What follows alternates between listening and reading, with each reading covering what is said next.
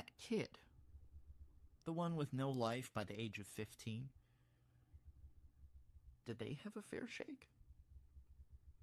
Could they pull up their bootstraps and get to work with enough shoe shine, gumption, and determination? Where was their due?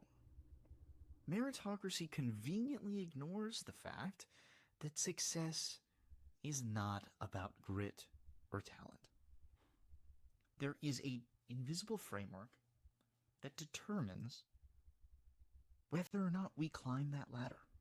Advantages, disadvantages, and luck stacked on top of each other to an equation that turns into who we are.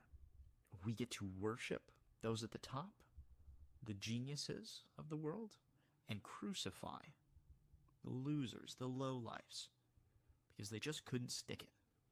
If the world calls that justice, I simply can't agree. The life at the beginning of this story was a deprivation that occurred at all points of their life.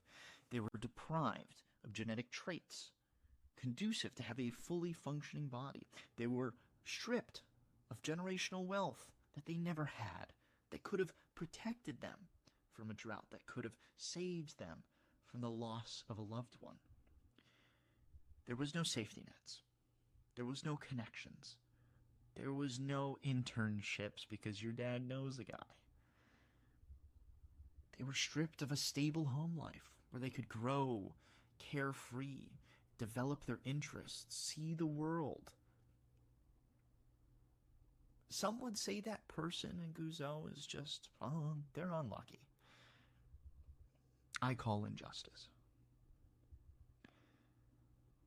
The life we author, if you can call it that, is hardly based on our talents and effort.